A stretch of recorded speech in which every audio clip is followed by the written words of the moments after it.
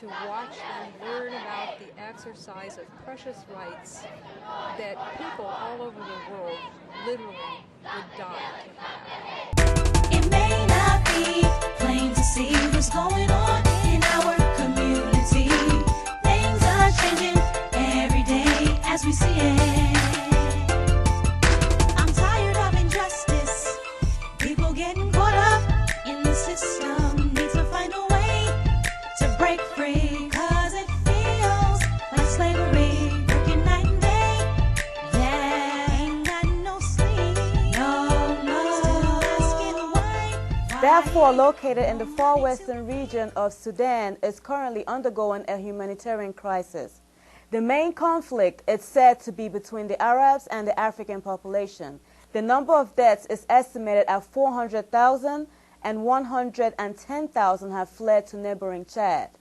But the vast majority of the war victims remain trapped in Darfur. The Sudanese government has denied all allegations about providing free rein to Arab militia. But at the same time, it has limited reports of Darfur to the press nationally and restricted access to international press. Welcome to As We See It, a show about issues in the community from the residents' point of view, letting you know that you are not alone in the effort to make your community a better place. My name is Obi, and in the studio we are joined by Hiral Padilla, Maria Sebastian, and Mali Mazuk, all juniors from Northwest High School in Germantown, Maryland, who single-handedly put together a teen-only nonprofit organization called Students for Change in Darfur. So tell me, how did Students for Change in Darfur get started?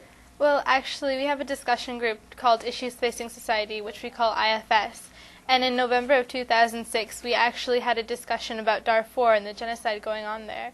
So as we were talking, we discussed about the suffering these people are going through, and our discussion concluded and the members of our group left, the three of us stayed behind and we talked about how these people must feel every time something like this happens.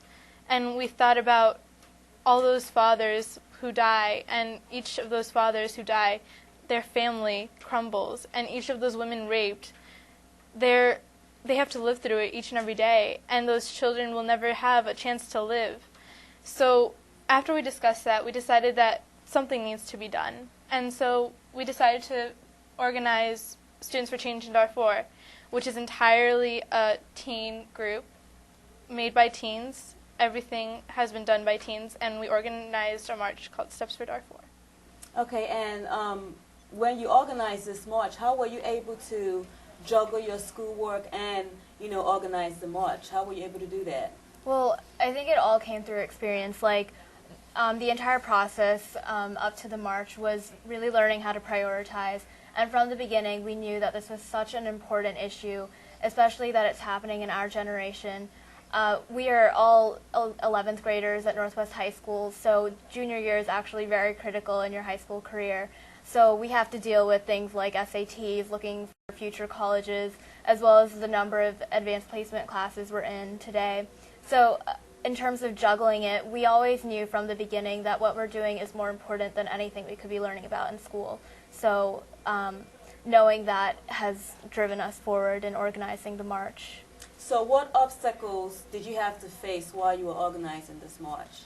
Well, in the beginning, we didn't realize the amount of work we have to put into this, and we didn't realize how many things have to be put into making a march.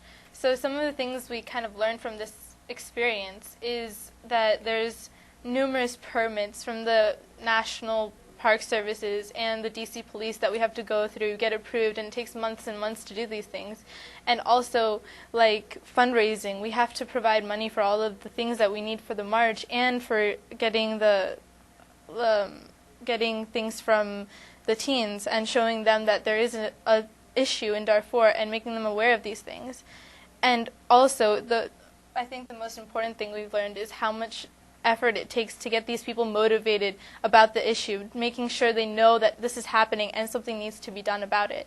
So motivating these people and making sure they can support us is something that we've really got out of this thing, and we realized that there's different kinds of people and different kinds of responses that you get from people. I mean, I really commend your effort, and I know probably some of your classmates are really looking at you differently, probably thinking that you guys are weird. What reaction have you been getting since you started organizing the march? Well, we have lots of different reactions from lots of different teens. One of the ones we have is sometimes teens come up to us and they're like, why do you care so much? If they live so far away and they have no effect on your life and their suffering has nothing to do with you, why do you care so much? And sometimes we have to explain to them, and we have to make sure they understand that the reason why we're doing this is because there's a human connection. And sometimes we have responses like, oh, it's so cute how you guys are, the three of you, you're high school juniors and you're trying to take on a huge thing such as this, a huge effort, something that hasn't been done before. It's so cute. But the thing is that we're not trying to be cute. We're trying to make a change. And we want the change to happen because this is unacceptable.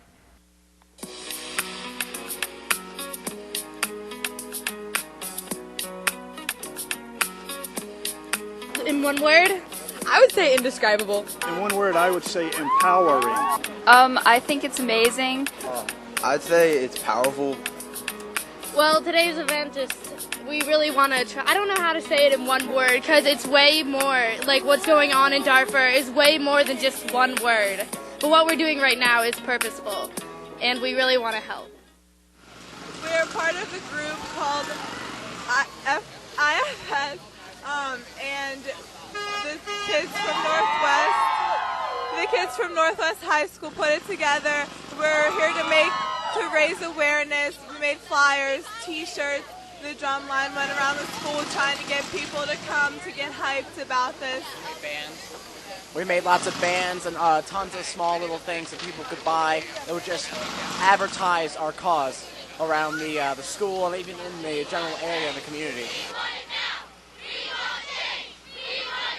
We'd like to raise awareness because many people don't know what it's about.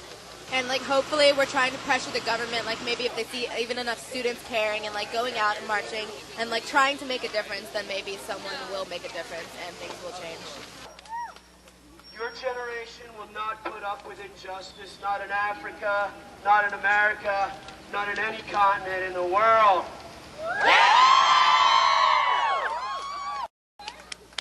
It is not okay there, and it is not okay anywhere in the world. Genocide is wrong, and this embassy behind me is responsible for the deaths of thousands and thousands of people. No more! I feel that a lot of teenagers are closed-minded and they aren't open to change. And seeing other children and other people out there of their same age group, it brings awareness and open-mindedness that there are other things going on in the world outside of the U.S., that there are other issues that should be brought up and touched and that should be changed. And also, I think another thing that a lot of teenagers don't realize, they're like, oh, well, we're just a teenager, we can't make a difference. But I think they need to see that if we do all come together and there's a big group here today, and if more people join, then teenagers can make a difference. They just have to realize that. Absolutely, it is a true fact that there are strength in numbers. And you may be young, you may not know much, but if you can learn and you're willing to take the dedication to do something for a cause that you believe in, then you can change the world. That's what we're trying to do here.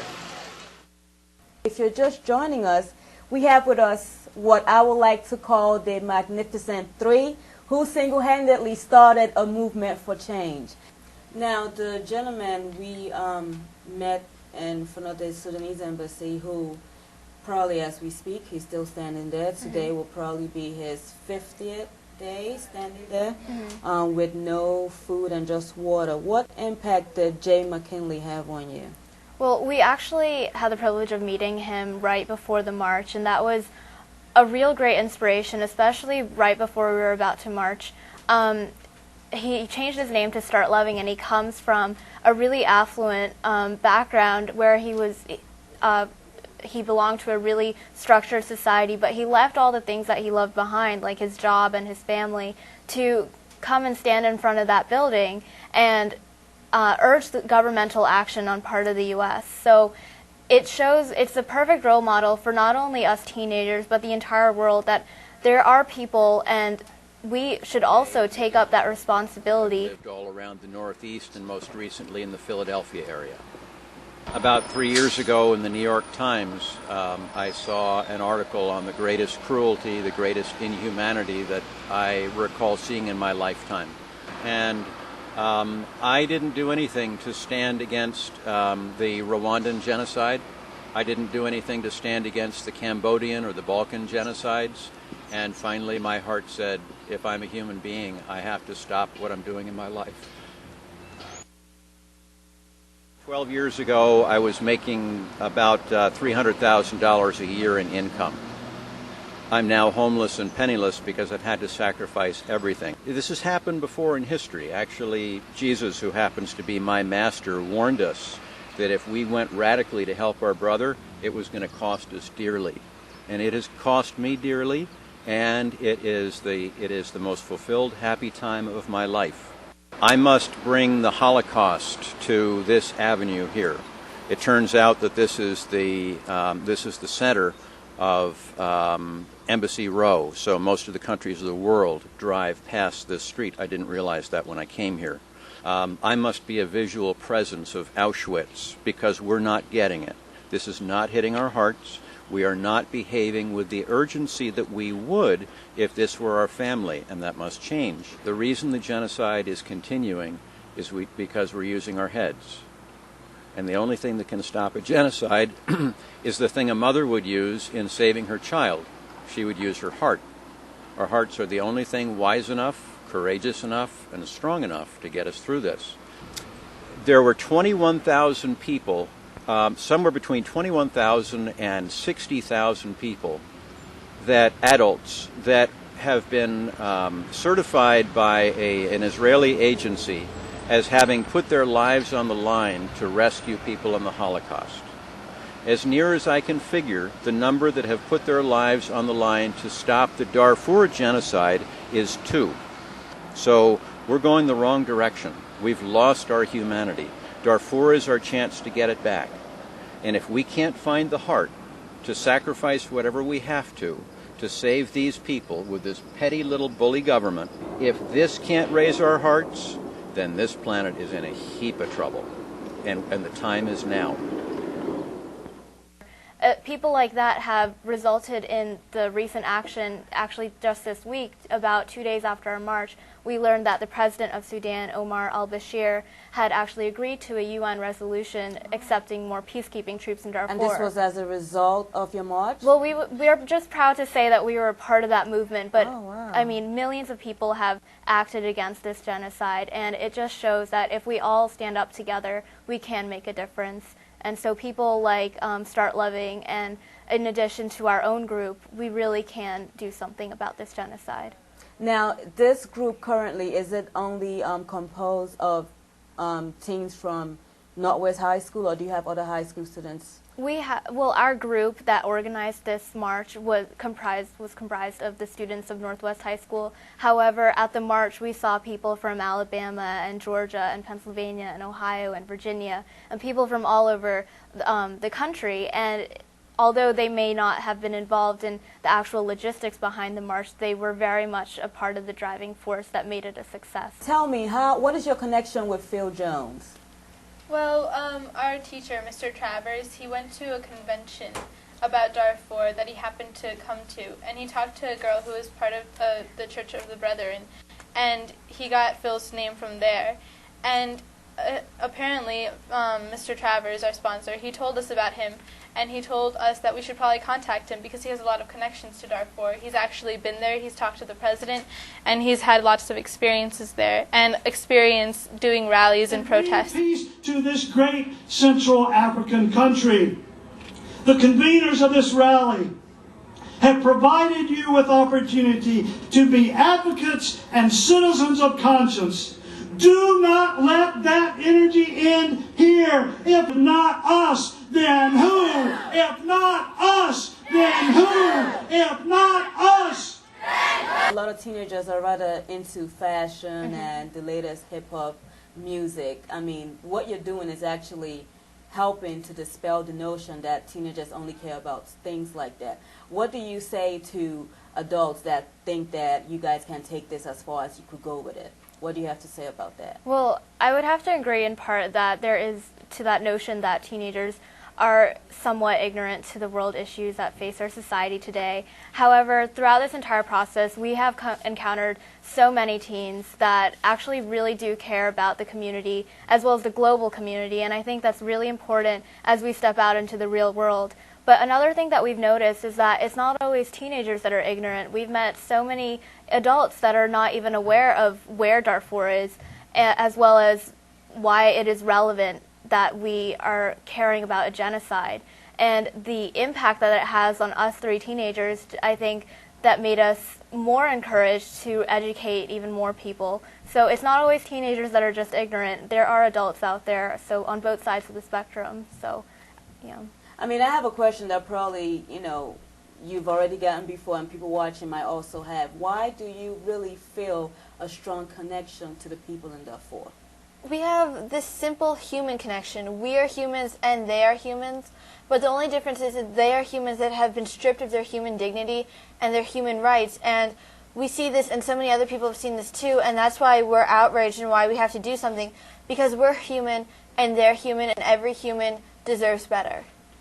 And how do your parents feel about your efforts with all of this? Our parents have been entirely supportive of this from the beginning. I remember coming home after discussing, firmly deciding that we would do this march. And you could see that there was little doubt from the beginning, because I think that they would know with their experience that there is a lot of difficulty and there is a lot of work that we would have taken upon ourselves to complete this march. But throughout all of the times of frustration as well as success that we felt, they've been with us every step of the way, so we really appreciate that. And also, I know you've been raising money to support this cause. What process have you been going through to get that done? We've been raising a lot of money in our community, in our school. In our community, we went to local businesses and some just figures in our community, and we've asked for donations and support. And then we also went to our church, and we got a lot of support and donations from there. And we also have been selling wristbands and T-shirts, and we had a bake sale earlier in the year at our school, and all of those have just received a lot of phenomenal support, and that's how we were able to raise over $3,000. Wow, and how do you get it to the people in Darfur? How do you plan to get the money to them? Well, we actually, a lot of the funds that we raised went to helping our march, sort of get started. But then all of our excess money is going to American Refugee Committee, which is a really phenomenal charity. Okay, and for your fellow teenagers, what do you think, or what do you hope that your fellow teenagers get from watching what you guys have started? Because basically, what you guys have started is similar to what teenagers did in Soweto in South Africa, during the apartheid. So you guys are doing something like that. What do you hope teenagers get from what you're doing? Well, I mean, this is not only for teenagers, but first of all, we really want the government to get the message that we're trying to send. We're trying to send the message that as teenagers, we have the idealistic minds to show the world that the genocide in Darfur is unacceptable and it must be stopped.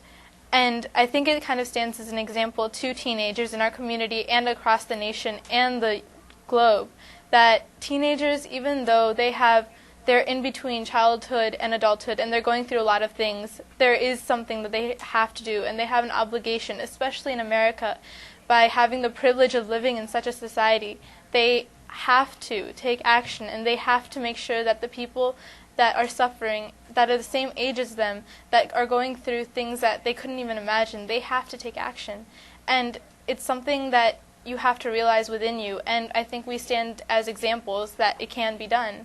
And we just want to promote that in teens, and we want to make sure that they get that message. And were you surprised at the turnout you had at the march? Well, yeah, we were surprised because we had worked so hard, and we'd only gotten some little response from a bunch of our classmates, and when we were standing there early in the morning, we saw a couple people walking up in twos and stuff like that, and so we're like, oh, there's only going to be about 20 people here, and then huge groups came, and it turned out to be nearly 300, so we were really happy about that. How many teenagers were you expecting initially? From the beginning, it was just an idealistic standpoint. We were estimating around 10,000 students if we had connected to every single high school in our county. However, as the logic played out prior to the march, we learned that that's a bit, more than we expected. So, but we were very pleased with the turnout. Yeah. Now, from the teenagers that came out, what do you think the end reaction? What do you think they really got from it? Because I believe you got to talk to a few teenagers from other schools. What did they have to say? I think this is something that they really haven't seen before, and I think especially at the march when we were all walking down and we were so pumped and we were telling everybody that was around us, we were telling them how many people have been killed, that we want action, and just to see that coming from the teens of America, I think that just motivated each and every teen in the march, and they felt that they were a part of something that could bring a difference. So, I mean, just to see that, and the other teens that would see this march happening, those teens, it affects every teen that has been in contact with this march, and I think that's something that is amazing and should be continued in the future. So what do you guys have planned as far as, since you're done with the march, are you going to continue fundraising? What are your plans from now on? We're going to try to continue to raise awareness in as many different ways that we can, and we want to have another event next year.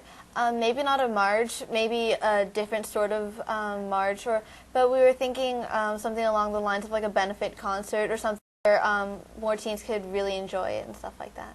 And what is the core message that you hope that teenagers, not just teenagers, everybody gets from what you guys did? I'll start with you. What do you think? What do you hope that people get from this? Well, essentially, we want them to understand that it is a teenage movement. Like, just because we are high school juniors and we have so much to deal with already, we are taking the initiative to see that there is a problem going on somewhere else in the world and we're standing up to it, and that as teens we are strong and we can do this. We can have a strong message. We can make a bold statement to the U.S. government.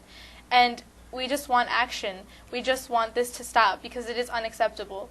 And I think people just realize that, and it just opens their eyes that teenagers are doing this, and they're taking action even when their own government is not. So we just want them to know that this is an example of when teens are taking action, and they can do it too.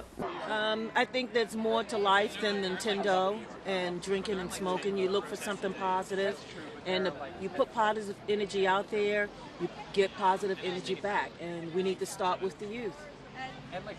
I concur. I like to think that it's good to see so many young teenagers out here today.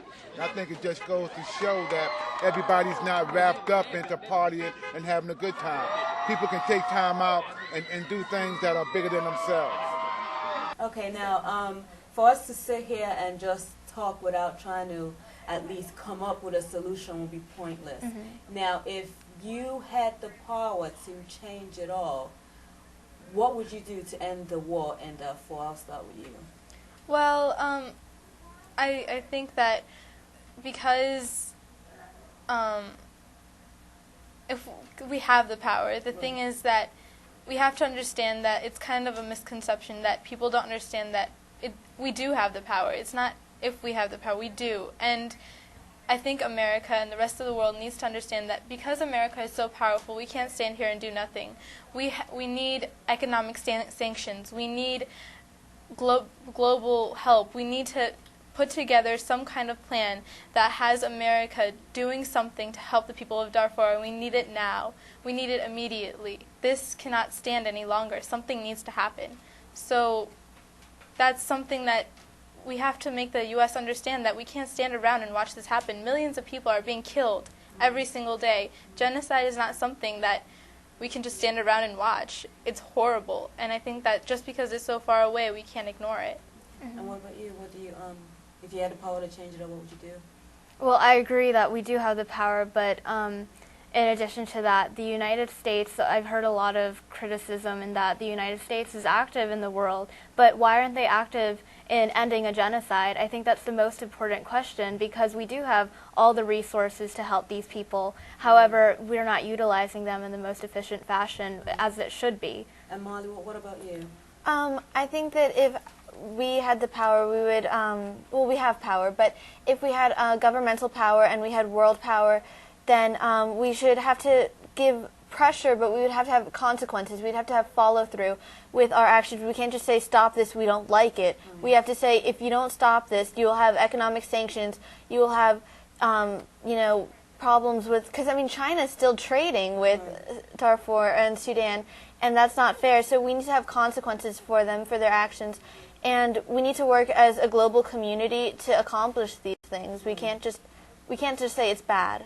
Well, I wanna thank you guys all for your effort. I really applaud you, and hopefully, I would like to have you on the show again. But this time, we'll be celebrating the end of the war in Darfur, hopefully very soon. And if you like to be part of Steps for Darfur, send an email to studentsforchangeindarfur@hotmail.com. It is essential that we all remember that each day for Darfurians is a matter of life and death. The war has been going on for so long now, a war between the Arabs and the African population. It is certainly not our place to say which side is right or which side is wrong, except that all war is always wrong.